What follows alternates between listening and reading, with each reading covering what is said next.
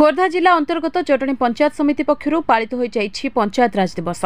यह अवसर में प्रबाद पुरुष बिजु पट्टनायक 108तम जन्म जयंती में आयोजित होता उत्सव में पंचायत समितिर अध्यक्षा श्रीमती जयंती छोटराय मुख्य अतिथि भाव जोगदे बिजुबाबू फोटोचित्र में पुष्पमाल्य अर्पण करने सह ओडिशा गठन में तांकर महत्वपूर्ण अवदान विषय करथिले आलोचना।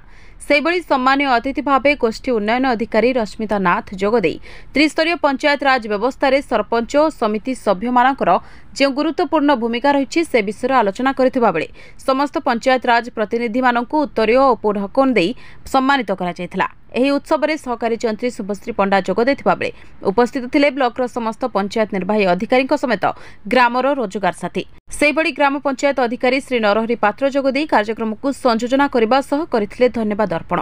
सेहिभଳି पुरी रे मध्य पालित हो जाइछि पंचायत राज और लोकसेवा दिवस।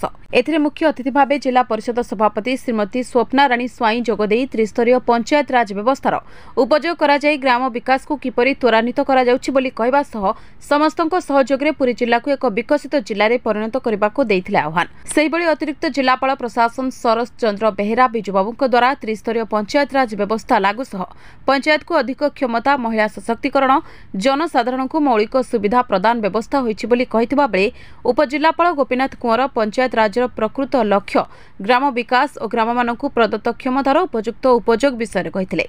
सेबड़ी जिला परिषदर मुख्य उन्नयन अधिकारी तथा कार्यनिर्वाही अधिकारी प्रियरंजन पृष्टि अध्यक्षता करने सह समस्त को स्वागत करथिबा बेले अन्यमानक मध्यरे पूर्वतन जिला परिषद सभापति ज्योतिर्मय दलाई, प्राक्तन प्रधान शिक्षक स्वप्नेश्वर साहू, समाजसेवी श्याम प्रकाश सेनापति, पंचायत प्रतिनिधि नारायण राउतराय और सिल्लू सेनापति प्रमुख जोगदे पंचायत राज और लोकसेवा दिवस लक्ष्य उद्देश्य पंचायत प्रतिनिधि मानकर अधिकार और दायित्व संपर्क में करथिले आलोचना। डिलांगुरु नीलांबर मिश्रଙ୍କ सह पुरीरू बापी पूजा पंडाଙ୍କ रिपोर्ट सूचना मीडिया।